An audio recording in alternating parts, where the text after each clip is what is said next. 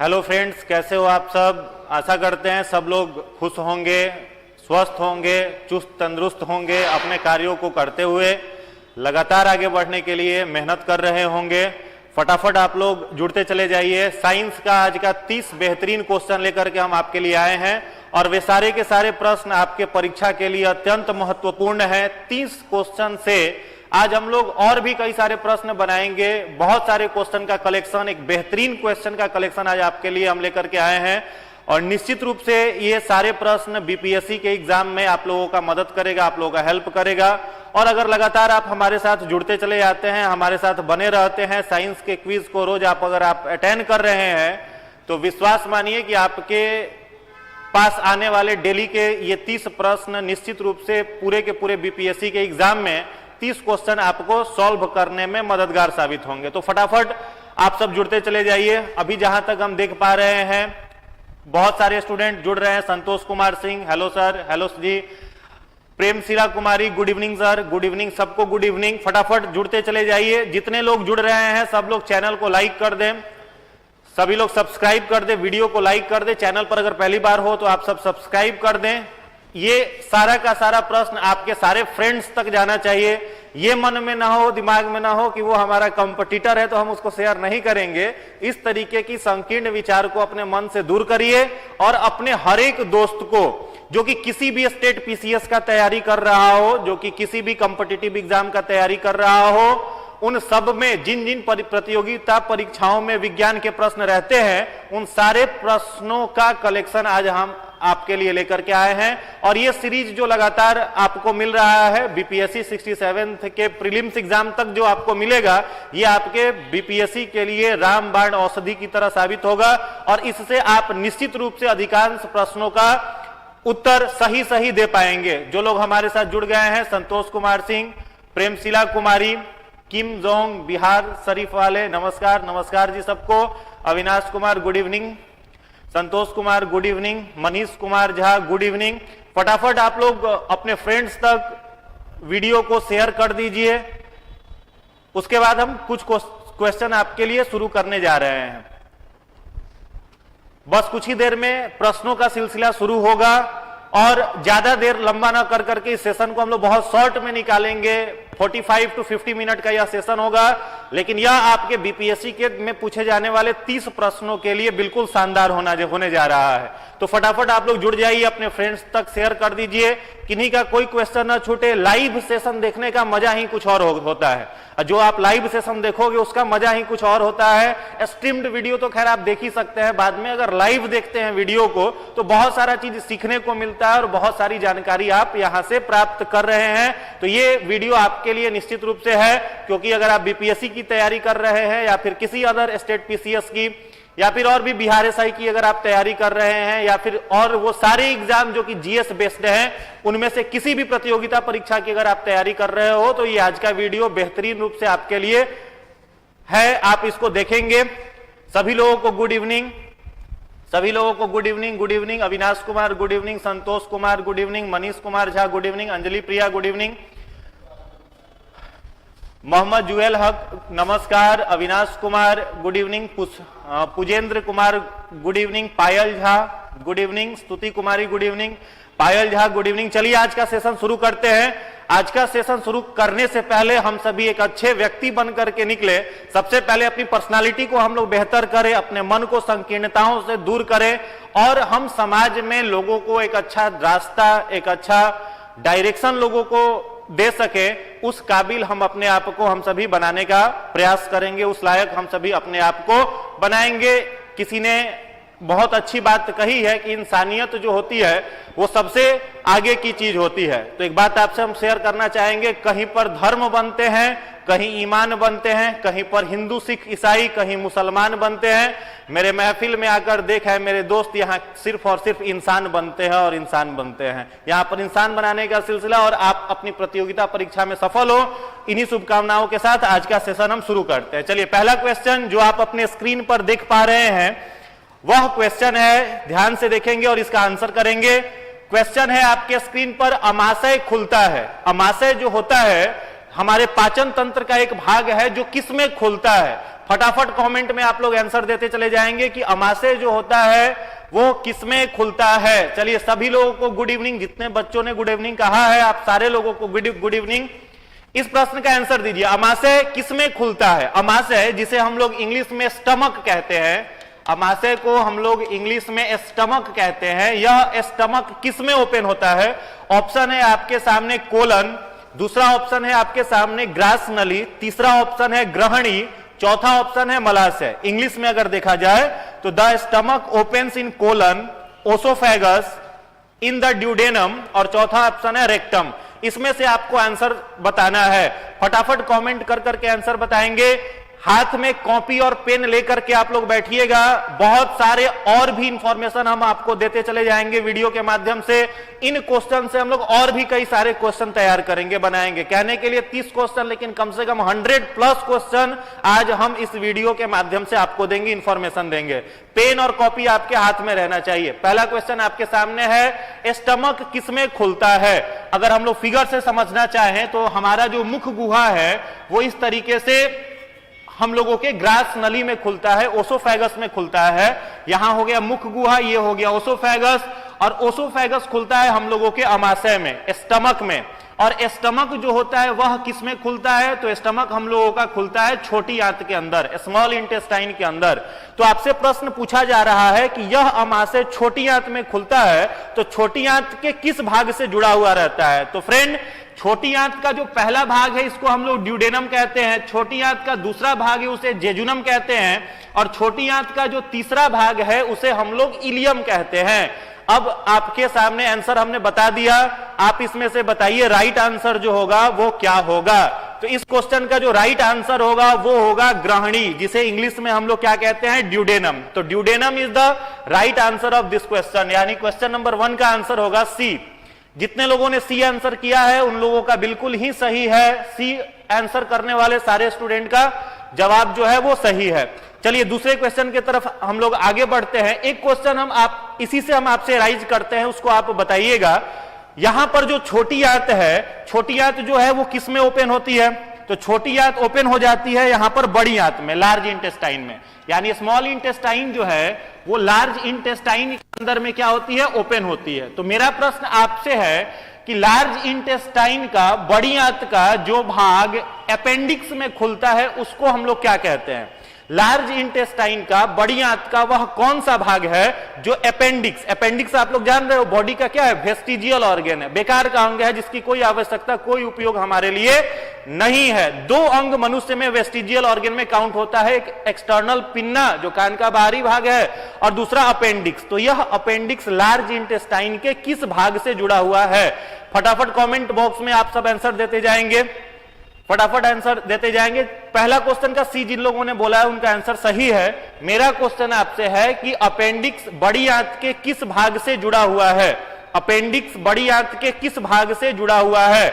थोड़ा सा question complex है, जिन लोगों ने पढ़ा होगा वो लोग सही आंसर करेंगे। कुंदन भारती कह रहे हैं सीकम, बिल्कुल ही सही जवाब। कुंदन भारती ने जो आंसर दिया है सीकम, छोटी या बड़ी आंत का जो भाग अपेंडिक्स से जुड़ा हुआ रहता है इस भाग को हम लोग कहते हैं सीकम, CEACUM, सीकम, बिल्कुल ही सही जवाब है। एक क्वेश्चन आपके पास आंसर मिला, सीकम जो होता है वहीं से क्या जुड़ा हुआ रहता है? हम लोगों का अपेंडिक्स जुड़ा हुआ रहता है जो कि बड़ी आंत का एक भाग है।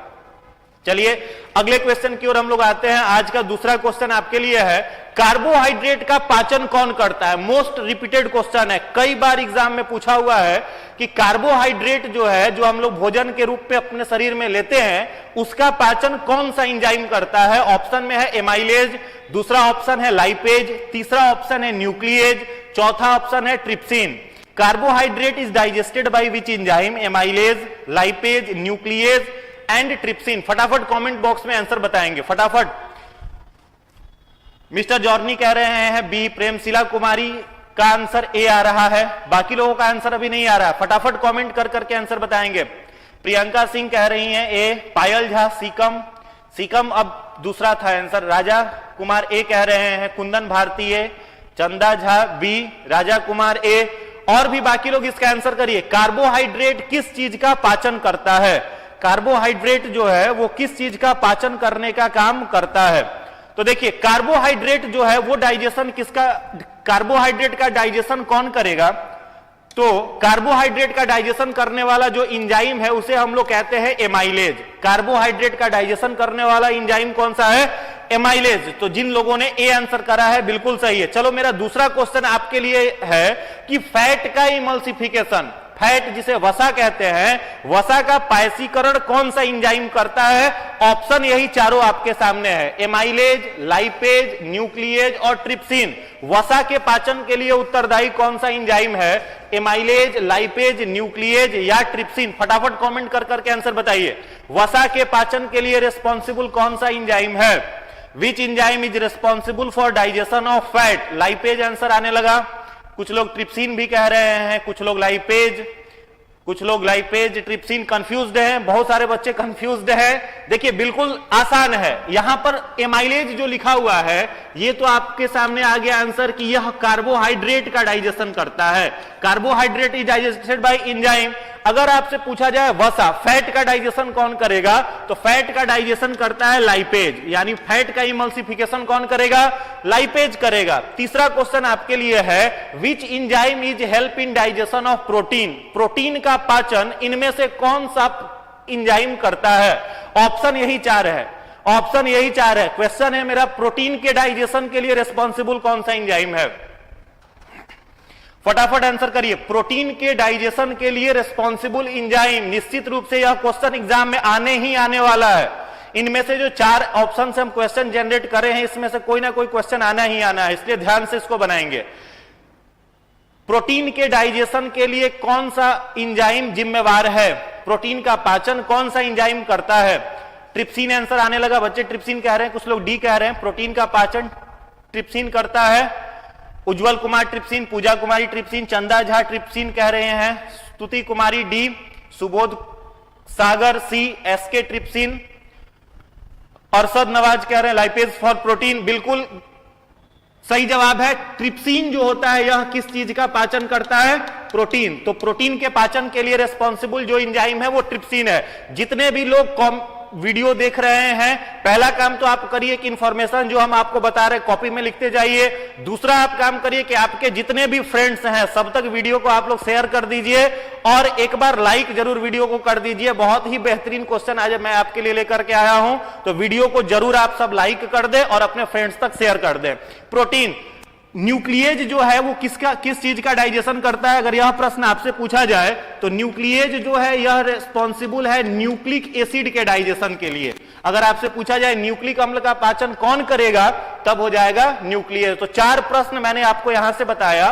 क्वेश्चन केवल एक था, कार्बोहाइड्रेट का पाचन कौन करेगा? तो आंसर हो गया एमाइलेज। फैट का पाचन कौन करेगा? लाइपेज। न्यूक्लिएज न्यूक्लिक एसिड का पाचन करेगा और ट्रिप्सिन प्रोटीन का पाचन करता है। चलिए अगले क्वेश्चन की ओर बढ़ते हैं। थर्ड क्वेश्चन है हमारे सामने, टाइलिन एंजाइम मौजूद है। बहुत ही बेहतरीन क्वेश्चन है, टाइलिन एंजाइम कहां पाया जाता है? फटाफट आंसर करेंगे। पिंकी कुमारी गुड इवनिंग, सबको गुड इवनिंग। जितने सारे लोग जुड़े हुए हैं सारे लोगों को गुड इवनिंग। अब फटाफट आप लोग वीडियो को अपने फ्रेंड्स तक शेयर करिए और जितने लोगों ने लाइक नहीं करा है सब लोग फटाफट लाइक करिए और जो लोग पहला बार चैनल पर है उनको वो लोग सब्सक्राइब कर ले वीडियो को।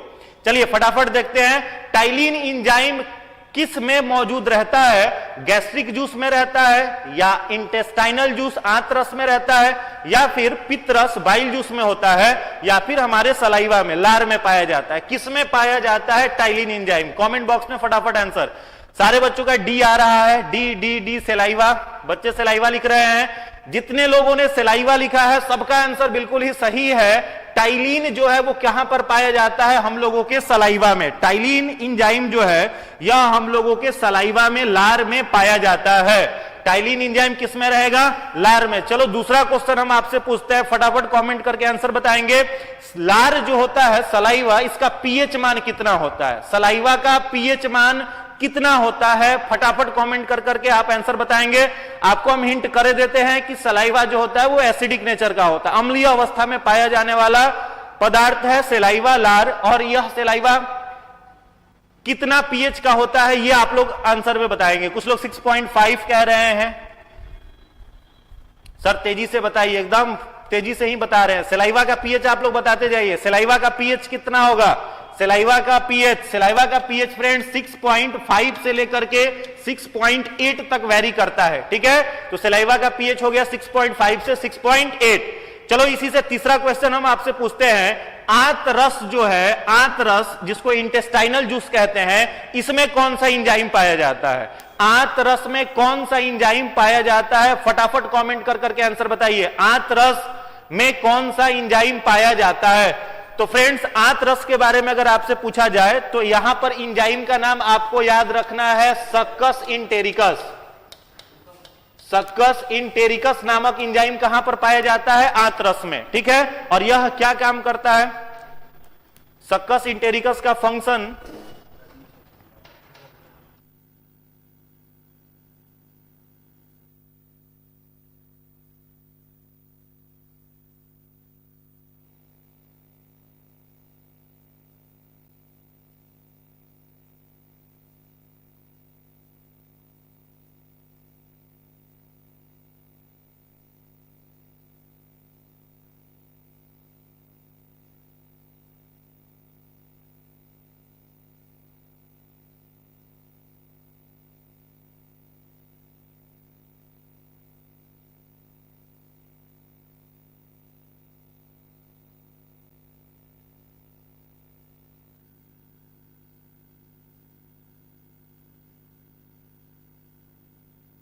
चलिए, थोड़ा सा बस टेक्निकल इशू था, फिर से आप लोग जो लोग जुड़े हुए हैं जुड़े रहिए।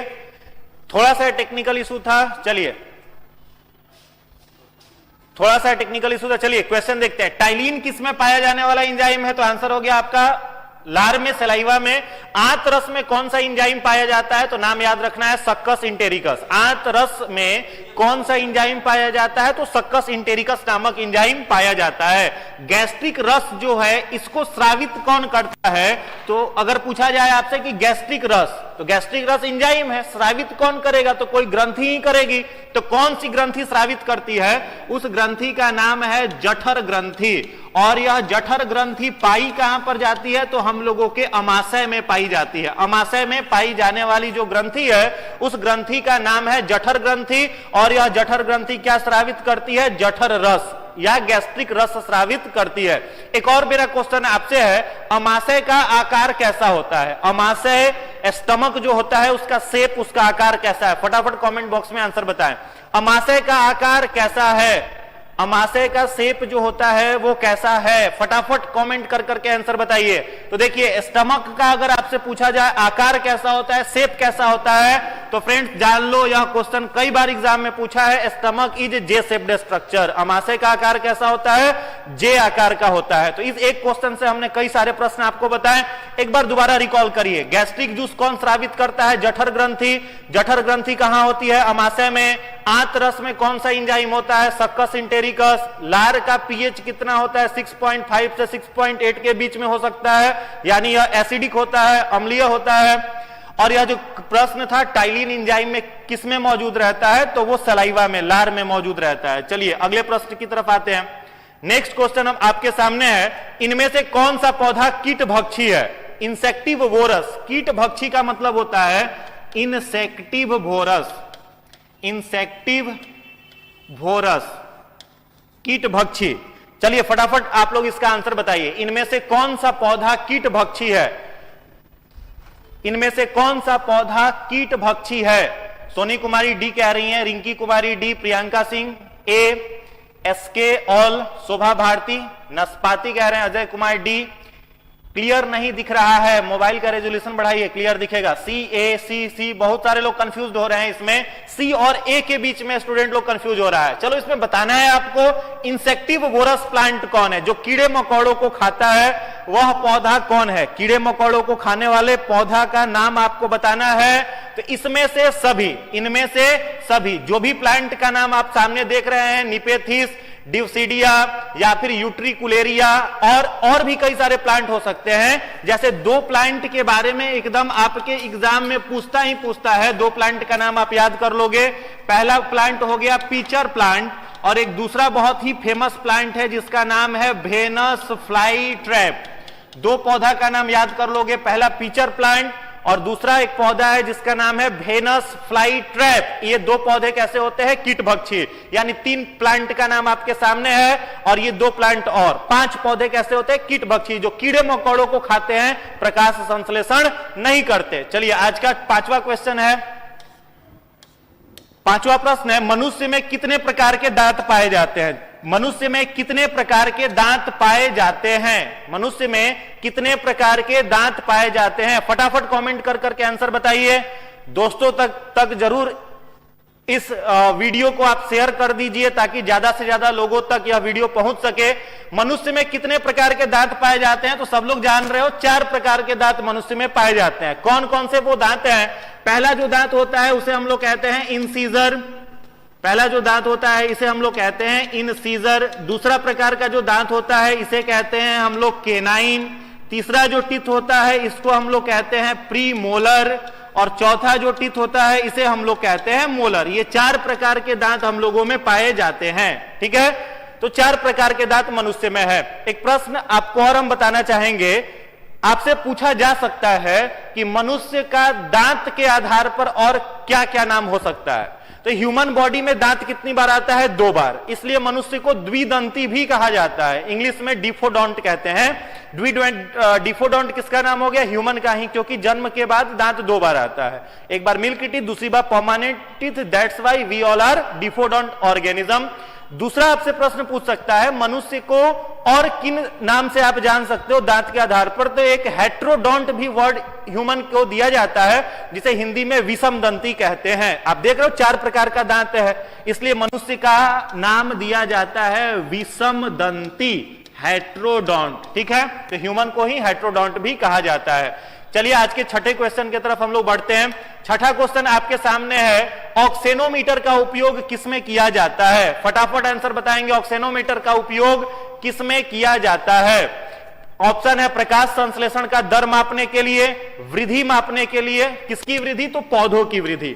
यहां पर थोड़ा सा आप करेक्शन कर लेंगे, पौधों की वृद्धि मापने में, या फिर रसाकर्षण की दर मापने में, ऊर्जा ह्रास की दर मापने में, या फिर बीपीएससी का फेवरेट ऑप्शन जो 5वां है, जो 5वां ऑप्शन है। फटाफट कमेंट करिए, डी, ए, बी, ऐसा कर करके ऑप्शन आने लगा, बी, ए। चलिए फटाफट कमेंट कर करके आंसर बताइए। अभी बस 605 लोग ही देख रहे हैं, बहुत ही कम है।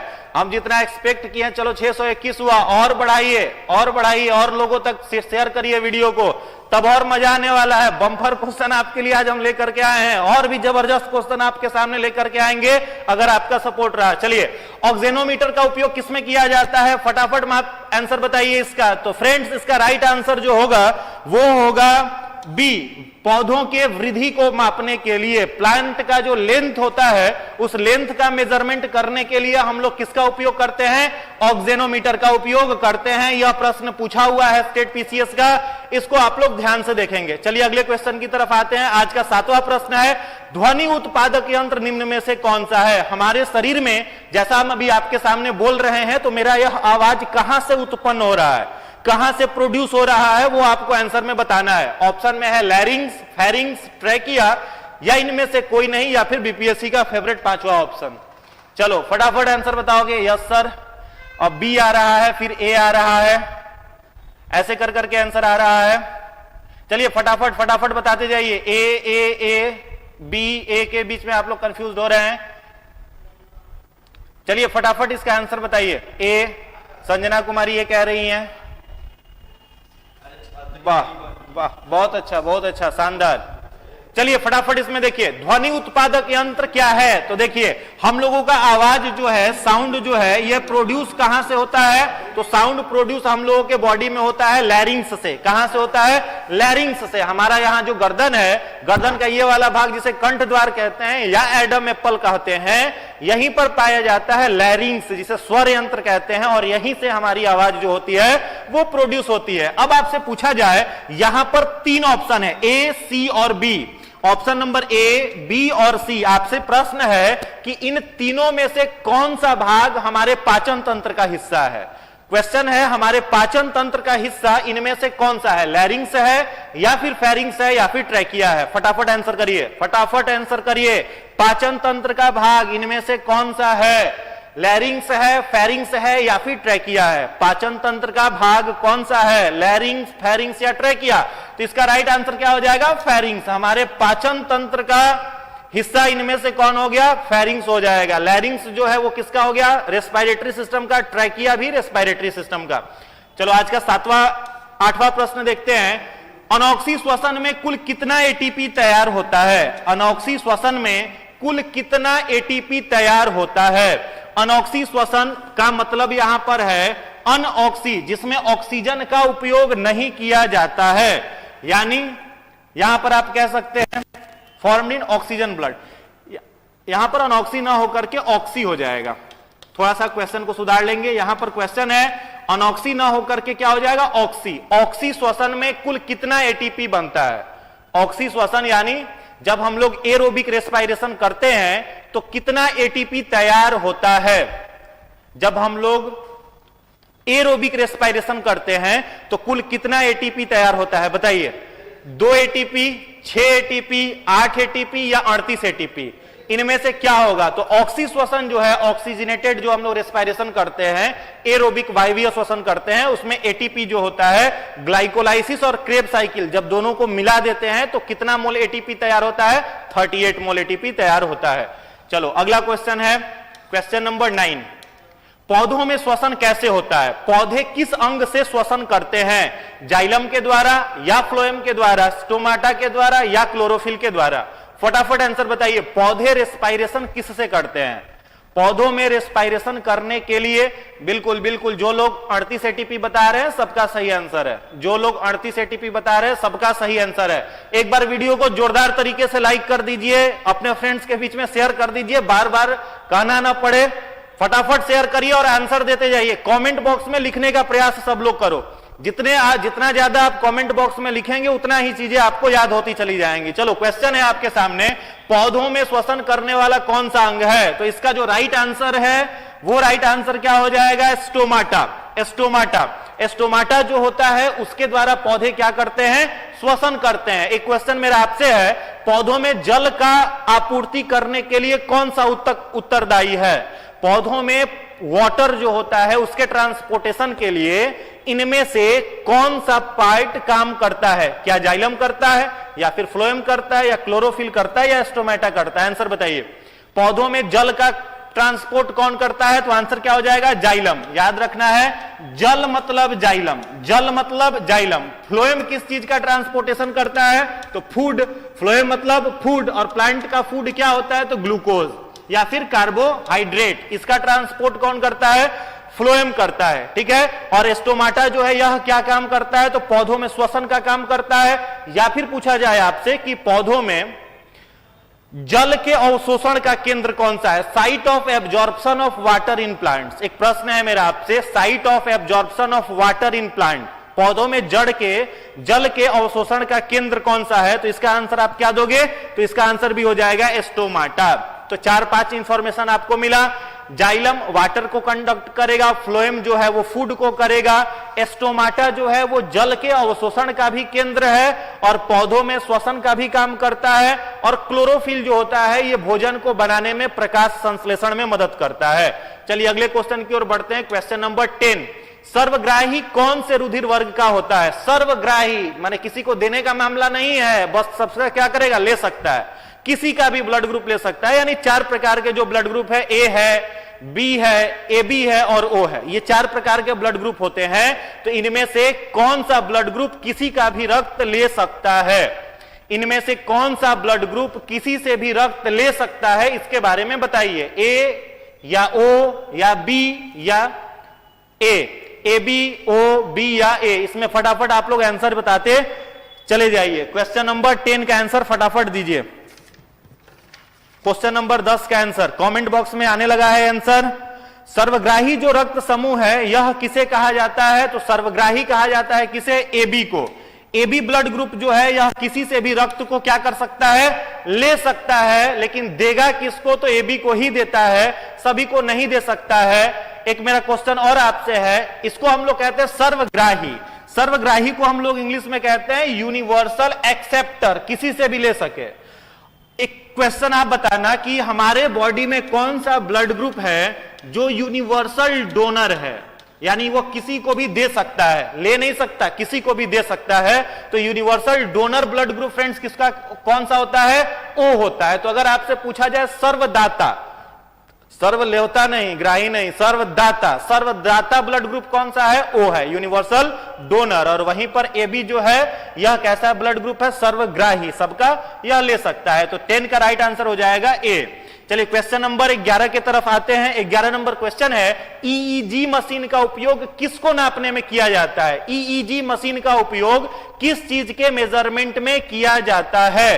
फटाफट कमेंट कर करके आंसर बताइए। ओ आने लगा। स्मिता शंकर कह रहे हैं बी, पायल झा बी, राहुल राणा बी। चलिए इतना तेजी में आपका कमेंट आ रहा है, हम फिर बाद में सभी का कमेंट देखेंगे, सबका कमेंट पढ़ेंगे। और अगर आप लगातार जुड़े रहते हैं तो रिजल्ट साइंस का तो हम गारंटी लेते हैं, सारा का सारा प्रश्न आप सॉल्व कर करके आएंगे, अगर पूरे मन से कॉपी पेन हाथ में लेकर के बैठे हुए हो तो।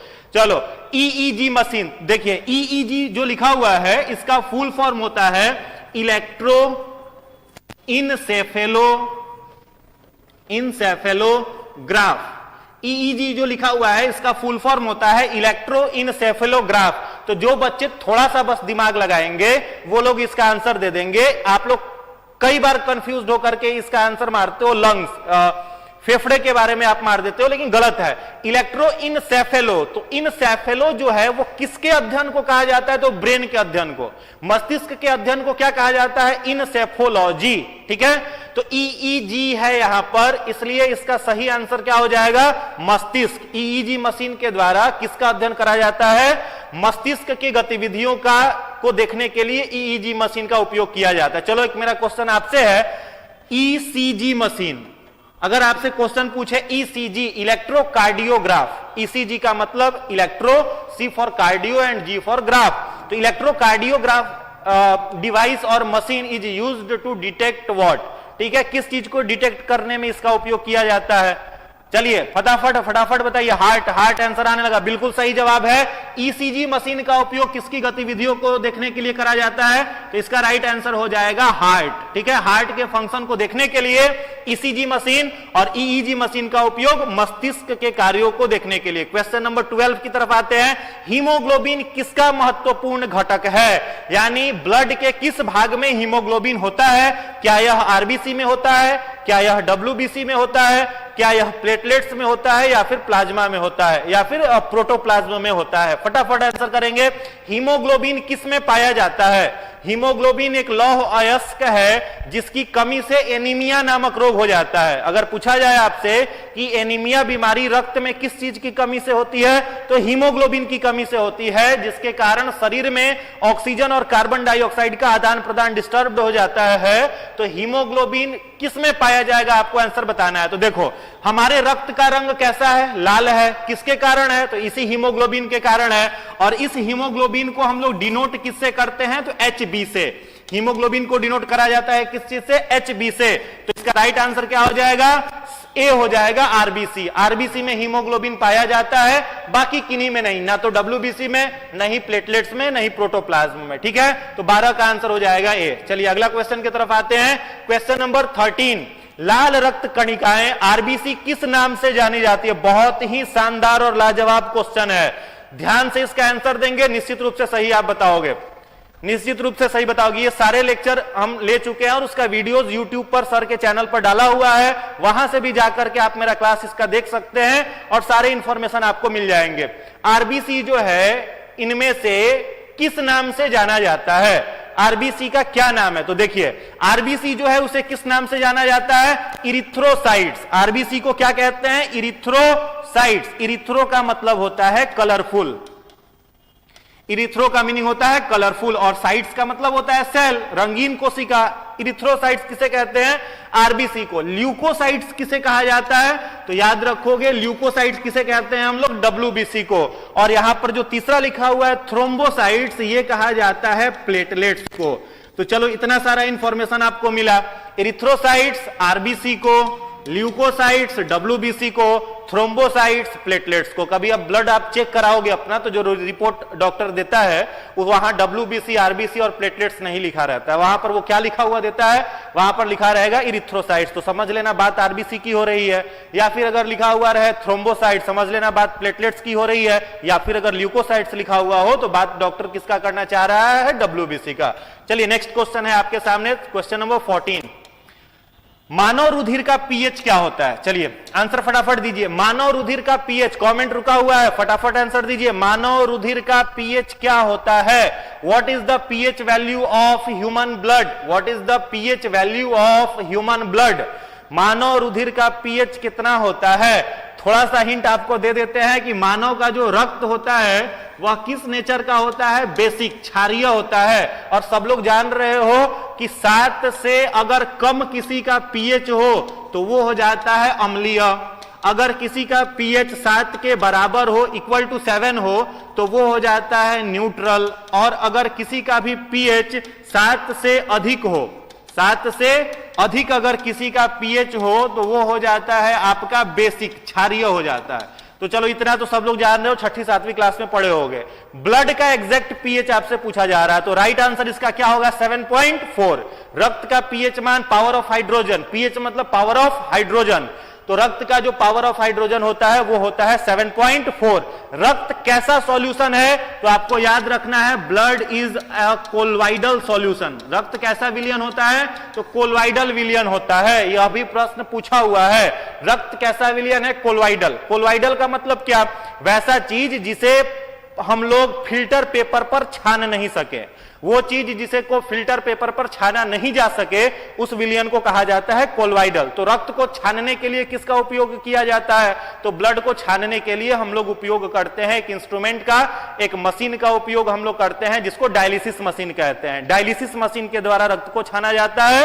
रक्त कैसा सॉल्यूशन है? कोलोइडल सॉल्यूशन है। चलिए अगला क्वेश्चन देखते हैं, क्वेश्चन नंबर 15। आरएच फैक्टर का पता किसने लगाया था? बहुत ही शानदार क्वेश्चन। आरएच फैक्टर का पता किसने लगाया था? आरएच फैक्टर का पता किसने लगाया था? फटाफट कमेंट कर करके आंसर बताइए। आरएच फैक्टर का पता किसने लगाया था?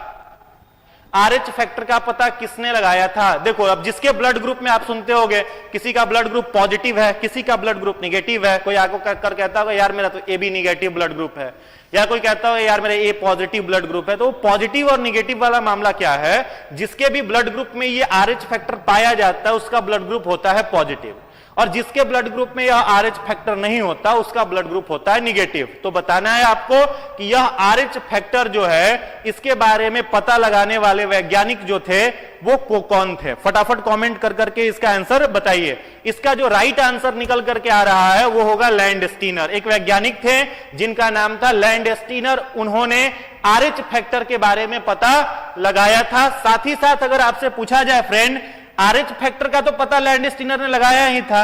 अगर क्वेश्चन थोड़ा सा हम ट्विस्ट करें और पूछें कि ब्लड ग्रुप के बारे में बताने वाले वैज्ञानिक कौन थे? ब्लड ग्रुप के बारे में, जो कि अभी हमने थोड़ी देर पहले कहा ए बी और ओ, जो 4 प्रकार के ये ब्लड ग्रुप हैं, इनके बारे में भी बताने वाले कौन वैज्ञानिक थे? तो आप आंसर क्या दोगे? लैंडस्टीनर ही थे। लैंडस्टीनर ने ब्लड ग्रुप के भी बारे में बताया था और आरएच फैक्टर के बारे में भी बताने वाले वैज्ञानिक यही थे। अब आपसे पूछे कि आरएच का मतलब क्या होता है? तो देखो आरएच का मतलब जो होता है वो होता है रीसस। एक अफ्रीका में पाया जाने वाला बंदर की प्रजाति है जिसका नाम है रीसस मंकी। क्या नाम है? रीसस मंकी, रीसस बंदर। इसी से यह आरएच उसी के ब्लड ग्रुप से देख करके बताया गया था। तो आरएच फैक्टर का मतलब रीसस मंकी से लिया जाने वाला यह था। चलो 2 इंफॉर्मेशन, ब्लड ग्रुप के बारे में बताने वाले लैंडस्टीनर, आरएच फैक्टर के बारे में बताने वाले लैंडस्टीनर। आरएच फैक्टर में आरएच का मतलब बंदर का नाम, रीसस मंकी। चलो नेक्स्ट क्वेश्चन है, क्वेश्चन नंबर 16। रक्त समूह के खोजकर्ता कौन है? क्वेश्चन है आपके सामने, रक्त समूह के खोजकर्ता कौन है? रक्त समूह का पता किसने लगाया था, जो अभी हमने आपसे पूछा? तो क्या आंसर निकल करके आ जाएगा? लैंडस्टीनर। Question number 17। इनमें कौन बुद्धि और चतुराई का केंद्र है? कई बार प्रश्न पूछा है। प्रीवियस ईयर जब आप घटना चक्र वाली किताब बनाएंगे जो स्पेशल बीपीएससी की आती है, या फिर कोई भी किताब क्वेश्चन बैंक आप सॉल्व करेंगे, तो ये प्रश्न मिलना ही मिलना है। अभी हमको जहां तक याद आ रहा है 64 या 65 बीपीएससी में भी यह प्रश्न पूछा हुआ है, इनमें से कौन बुद्धि और चतुराई का केंद्र है? चलिए फटाफट कमेंट कर करके आंसर बताइए।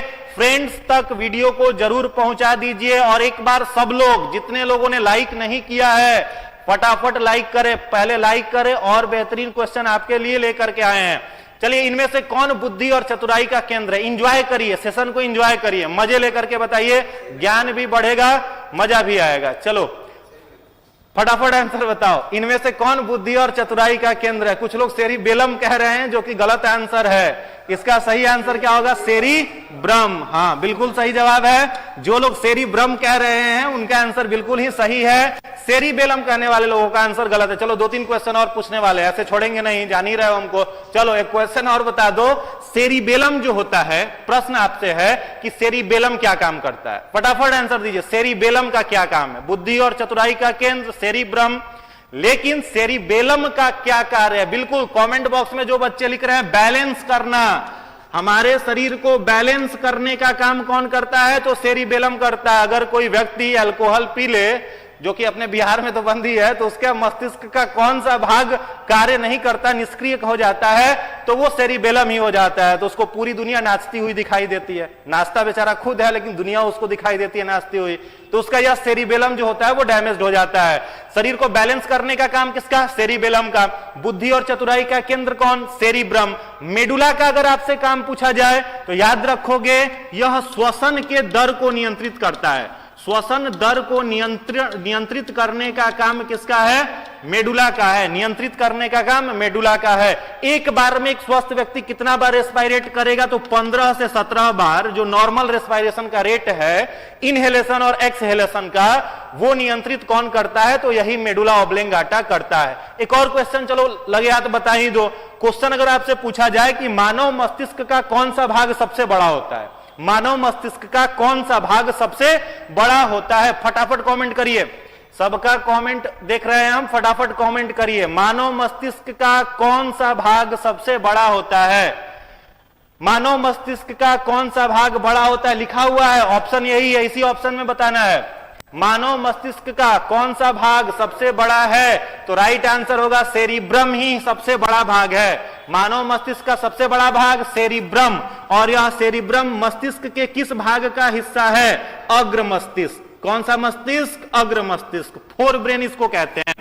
और पूछा जाए कि मानव मस्तिष्क का सबसे छोटा हिस्सा कौन सा है, तो आंसर निकल करके क्या आएगा? Cerebellum. Cerebellum is the smallest part of the human brain, while cerebrum is the largest part of the human brain. चलो अगले क्वेश्चन की तरफ आते हैं। Question number 18। क्वेश्चन नंबर 18 देखिए, इनमें कौन फल पकाने में प्रयुक्त होता है? आपके सामने अलग अलग हार्मोन्स लिखे हुए हैं, plant hormone, previous year question है। बताओ फटाफट कौन सा हार्मोन फलों को पकाता है?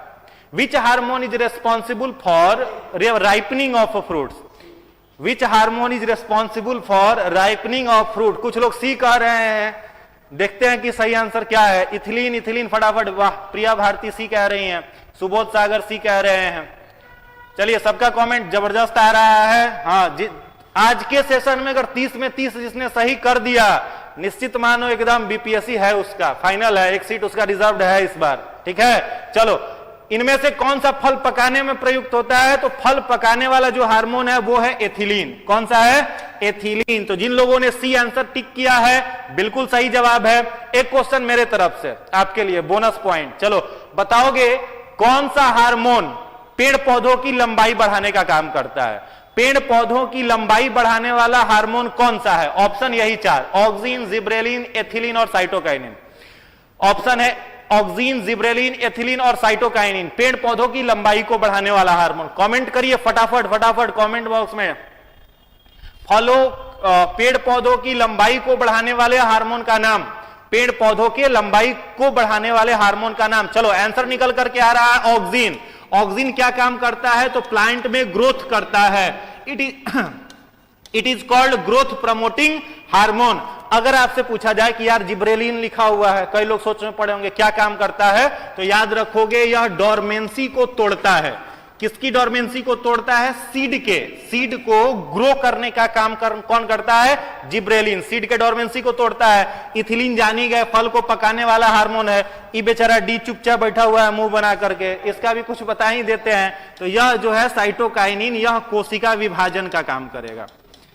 इसको काहे लिए छोड़ दिया जाए, बेचारा चुपचाप उदास बैठा हुआ है। यह क्या काम करेगा? कोशिका विभाजन, सेल डिवीजन करने का काम किसका है? साइटोकाइनिन का है। चलो 4 क्वेश्चन आपका यहां से भी तैयार हुआ।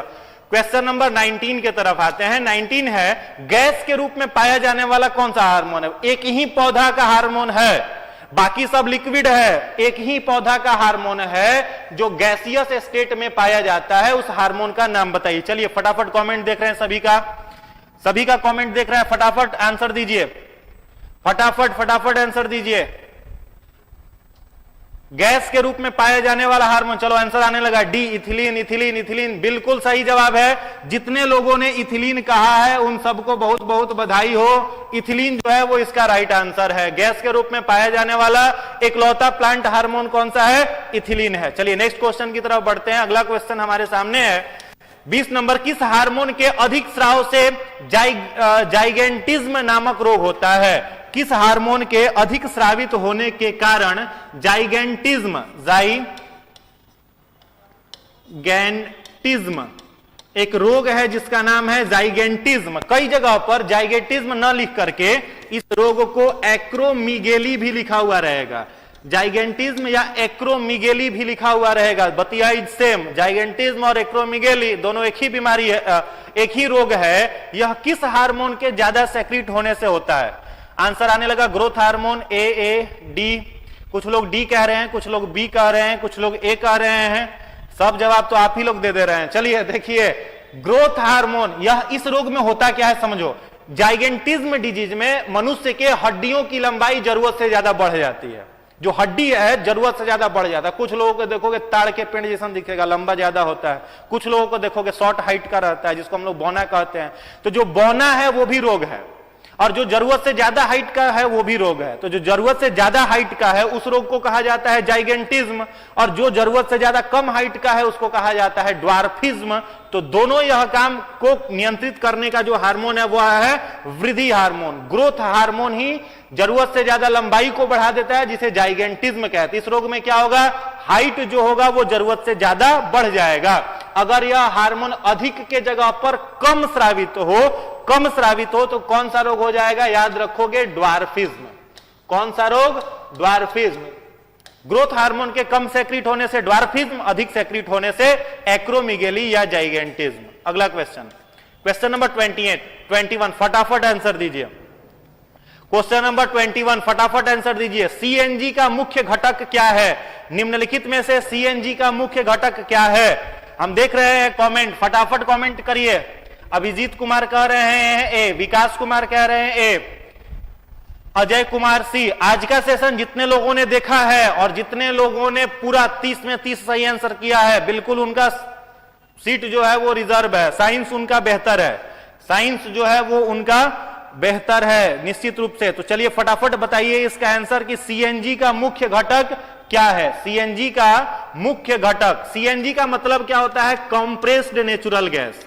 सीएनजी का जो मतलब होता है वह होता है कंप्रेस्ड नेचुरल गैस। और इसमें क्या हाई अमाउंट में भरा रहता है? इसमें भरा हुआ रहता है मीथेन गैस। सीएनजी का मुख्य घटक क्या है? मीथेन गैस है, जो कि 75 से 98% तक हो सकता है। तो सीएनजी का मुख्य घटक CH4। अगला क्वेश्चन है शुष्क बर्फ क्या है? ड्राई आइस जो होता है, यह भी प्रश्न पूछा हुआ है, किसे कहते हैं? ड्राई आइस जो है वह किसे कहा जाता है? क्या ठोस पानी को बोलते हैं, क्या ठोस कार्बन डाइऑक्साइड को बोलते हैं, या फिर निर्जल बर्फ को बोलते हैं, या ठोस हाइड्रोजन पेरोक्साइड को बोला जाता है? ड्राई आइस किसे कहा जाता है? फटाफट आंसर बताइए, फटाफट आंसर बताइए। कमेंट हम देख रहे हैं, फटाफट आंसर बताइए। जितने लोगों ने ठोस कार्बन डाइऑक्साइड आंसर टिक करा है उनका आंसर बिल्कुल ही सही है। अगला क्वेश्चन देखिए 23, ग्लूकोज का सूत्र। अभी रिसेंटली 65th बीपीएससी का क्वेश्चन है। देखो कितना आसान क्वेश्चन पूछता है बीपीएससी, देख रहे हो कितना आसान क्वेश्चन पूछता है। बच्चा भी होगा वो भी बताएगा इसका आंसर, और इसका आंसर जो नहीं बताया भाई साहब बुरा मत मानना, तैयारी उनकी बहुत अच्छी नहीं है। फटाफट आंसर बताइए। ग्लूकोज का सूत्र ग्लूकोज का सूत्र, formula of glucose, formula of glucose, ये 65th बीपीएससी का पूछा हुआ प्रश्न है। फटाफट बताइए फॉर्मूला ऑफ ग्लूकोज क्या हो जाएगा? C6H12O6। ग्लूकोज का फॉर्मूला क्या है? C6H12O6। वहीं पर ऊपर में एगो दिख रहा है, यो कह रहा है कि 6 कार्बन है हमारे पास, हाइड्रोजन 22 है, ऑक्सीजन 11 है। तो ये किसका फॉर्मूला होता है? यह चीनी का। किसका होता है? चीनी का। सुक्रोज का फॉर्मूला क्या होता है? तो ये होता है। ठीक है, तो ये आपको याद रखना है। ग्लूकोज का फॉर्मूला C6H12O6। चलिए क्वेश्चन नंबर 24, निम्न में से सबसे मीठा चीनी कौन सा है? कई बार पूछा है, रिपीटेड क्वेश्चन है। सबसे मीठा चीनी का नाम बताइए फटाफट। सबसे मीठा चीनी कौन सा है? फ्रुक्टोज है, ग्लूकोज है, माल्टोज है या सुक्रोज है? फ्रुक्टोज है, जो फलों में पाया जाने वाला। अगर आप एप्पल खाते हो या आम खाते हो, उसमें कौन सी चीनी होती है? तो फ्रुक्टोज होती है। ग्लूकोज जान ही रहे हो, जो हम लोग खाना खाते हैं वो फाइनली ग्लूकोज के रूप में बदलता है। माल्टोज शुगर है, सुक्रोज शुगर है। जैसे दूध होता है तो दूध में कौन सा शुगर पाया जाता है? लैक्टोज शुगर पाया जाता है। तो आपसे प्रश्न पूछा जा रहा है कि निम्नलिखित में से सबसे मीठा चीनी कौन सा है? तो जितने सारे स्टूडेंट लोगों ने फ्रुक्टोज आंसर टिक करा है, उनका आंसर बिल्कुल ही सही है। उन सबको बहुत बहुत बधाई है। चलिए अगला क्वेश्चन 25। अगला प्रश्न 25, प्लास्टर ऑफ पेरिस का सूत्र। कई बार पूछा है प्लास्टर ऑफ पेरिस, किसी का अगर टांग टूट जाए, हाथ पैर टूट जाए तो डॉक्टर बैंडेज करता है, जिसको हम लोग कहा जाता है प्लास्टर कर दिया, प्लास्टर कर दिया। तो जो प्लास्टर वो करता है वो क्या होता है? यहां पर थोड़ा सा करेक्शन हम करना चाहेंगे। ऑप्शन नंबर जो डी है यहां पर होना चाहिए था, थोड़ा सा हल्का मिसप्रिंट है, CaSO4 × ½ H2O। अब आप लोग गेस कर ही लोगे कि आंसर इसका सही क्या होना चाहिए। चलो, जितने लोगों ने डी आंसर करा है CaSO4 × ½ H2O, जितने लोगों ने CaSO4 × ½ H2O कहा है, उन सब लोगों का आंसर सही है। और जैसे ही इस plaster of Paris CaSO4 × ½ H2O को हम लोग पानी में डालते हैं, पानी में डालते हैं, तो ये वाटर से रिएक्ट कर करके क्या बना लेता है? जिप्सम। क्या बना लेता है? जिप्सम। और जिप्सम जब वो बन जाता है तब इसे CaSO4 × ½ H2O ना कह करके CaSO4 × 2H2O कहा जाता है। तो जिप्सम का अगर फॉर्मूला पूछा तो CaSO4 × 2H2O, अगर प्लास्टर ऑफ पेरिस का फॉर्मूला पूछा तो CaSO4 × ½ H2O। ये आपका सही आंसर है। तो जितने लोगों ने डी आंसर टिक करा है सबका बिल्कुल ही सही है। क्वेश्चन नंबर 26, हास्य गैस। हास्य गैस को हम लोग क्या कहते हैं? Laughing gas. हास्य गैस को इंग्लिश में क्या कहा जाता है? Laughing gas. कई सारे लोग मूवी में देखते होंगे कि हंस रहा है तो हंसते चला जा रहा है, लगातार हंस रहा है, पागल की तरह हंस रहा है। चलो, जितने सारे फटाफट कमेंट करिए, फटाफट फटाफट कमेंट करिए, फटाफट कमेंट करिए। हास्य गैस, लाफिंग गैस कौन सा है? लाफिंग गैस निम्नलिखित में से कौन सा है? देख रहे हैं 436 लोग और चैट कर रहे हैं, मात्र आंसर कर रहे हैं 338 लोग। आप लोग भी आंसर करिए, सारे लोग टाइप करिए, उंगलियों को थोड़ा कष्ट दीजिए और टाइप करिए, याद हो जाएगा। हास्य गैस, लाफिंग गैस किसे कहा जाता है? लाफिंग गैस जो है, हास्य गैस किसे कहा जाता है? तो आपको याद होगा हास्य गैस किसे कहा जाता है? तो N2O को। किसको कहा जाता है? N2O, nitrous oxide. कहां है जी नाइट्रस ऑक्साइड?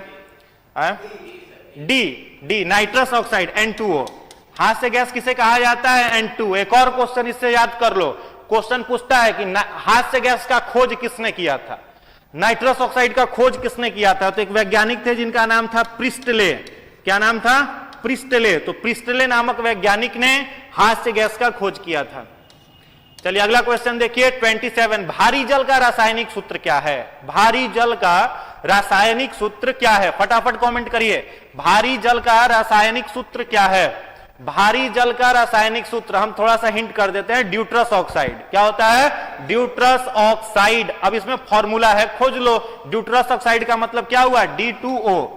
D2O। तो जितने लोगों ने ऑप्शन सी टिक करा है उनका आंसर बिल्कुल ही सही है। चलिए अगले प्रश्न की तरफ आगे बढ़ते हैं। अगला प्रश्न आपके लिए है, आवृत्ति को मापा जाता है। आवृत्ति फिजिक्स का बहुत ही बेहतरीन क्वेश्चन है। आवृत्ति जिसको फ्रीक्वेंसी कहते हैं, इसको किस में मापा जाता है? कमेंट करिए फटाफट फटाफट। सारे लोग लाइक एक बार कर दीजिए वीडियो को। चैनल पर नए हैं तो सब्सक्राइब कर लीजिए, दोस्तों तक शेयर कर दीजिए और इसका आंसर बताइए, आवृत्ति को किस में मापा जाता है? ऑप्शन ए हर्ट्ज में, ऑप्शन बी मीटर पर सेकेंड में, ऑप्शन सी रेडियन में, ऑप्शन डी वाट में। ऑप्शन डी है वाट में। इसका आंसर फटाफट करिए, फटाफट इसका आंसर करिए। हार्ट्ज में किसमें मापा जाता है? हार्ट्ज में मापा जाता है। किस चीज को? आवृत्ति को, फ्रीक्वेंसी में, जिसको डिनोट करा जाता है किससे? HZ से। एक और क्वेश्चन बताओ कि रेडियन में किसको मापा जाता है? रेडियन में किसको मापा जाता है? तो एंगल्स को, जो एंगल्स होते हैं, कोण होते हैं, उनको किसमें मापा जाता है? रेडियन में। एक और क्वेश्चन जहां तक हम याद कर पा रहे हैं, 65th या 66th बीपीएससी में प्रश्न पूछा था कि इलेक्ट्रिक करंट जो होता है, सॉरी इलेक्ट्रिकल एनर्जी जो होता है, not electric current, electrical energy जो होता है उसको किस में मापा जाता है? तो इलेक्ट्रिकल एनर्जी को मापा जाता है किस चीज में? वाट में। इलेक्ट्रिकल एनर्जी को वाट में। रेडियन में किसको मेजर करते हैं? एंगल्स को। और हर्ट्ज में किसको मेजर करा जाता है? फ्रीक्वेंसी को। तो 3 प्रश्न आपका यहां से भी तैयार हुआ। अगला प्रश्न, सूर्य का प्रकाश पृथ्वी पर कितने देर में पहुंचता है?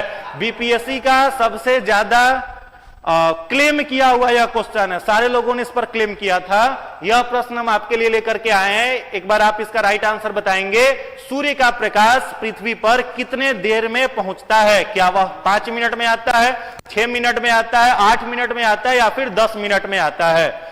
इसका राइट आंसर आप बताएंगे, फटाफट टिक करेंगे। बहुत सारे बच्चे कहेंगे कि सर इसका राइट आंसर सी होगा, बहुत सारे बच्चे कहेंगे सर इसका राइट आंसर सी होगा, लेकिन दोस्त बीपीएससी ने क्या माना था? इसका राइट आंसर ई माना था। कल के मेरे सीरीज में बहुत सारे बच्चे इसमें कंफ्यूज हुए थे, जिसका कुछ आंसर मैंने बताया था। तो आज ध्यान से देखोगे, 29 का राइट आंसर जो होगा वो ई होगा, क्योंकि पृथ्वी पर सूर्य के प्रकाश को आने में 8.3 मिनट का समय लगता है। 8.3 मिनट में सूर्य का प्रकाश पृथ्वी तक आता है, और यहां ऑप्शन में केवल 8 था, इसलिए इसका राइट आंसर जो होगा वो ई हो जाएगा, निम्नलिखित में से कोई नहीं। चलिए अगला प्रश्न देखिए, 30 और आज का लास्ट क्वेश्चन है। सब लोग एक बार वीडियो को लाइक करें और लास्ट क्वेश्चन का आंसर दें। निम्न में से कौन सी धातु रोशनी के बल्बों में फिलामेंट के रूप में प्रयोग की जाती है? फिलामेंट के रूप में प्रयोग की जाती है। फटाफट इसका आंसर बताइए, फटाफट आंसर बताइए। 482 लोग देख रहे हैं, 482। चलिए फटाफट, निम्नलिखित में से कौन सी धातु रोशनी के बल्बों में फिलामेंट के रूप में उपयोग की जाती है? तो दोस्त इसका राइट आंसर क्या हो जाएगा? टंगस्टन। ठीक है, तो जितने लोगों ने टंगस्टन टिक करा है उनका राइट आंसर है। फटाफट एक बार जोड़ करके आप बता दीजिए कि किसका कितना नंबर आया। खूब मन लगा करके पढ़िए, पूरे जोश और एनर्जी के साथ पढ़िए। इस बार रिजल्ट आपका है। चलते चलते 2 शब्द आपके लिए, सजती रहे खुशियों की महफिल, हर खुशियां सुहानी हो। आप सब अपने जिंदगी में इतना खुश रहो कि खुशियां आपकी दीवानी हो। बहुत बहुत धन्यवाद। आप लोग एक बार जोड़ करके अपना आंसर किसका कितना आया वो कमेंट बॉक्स में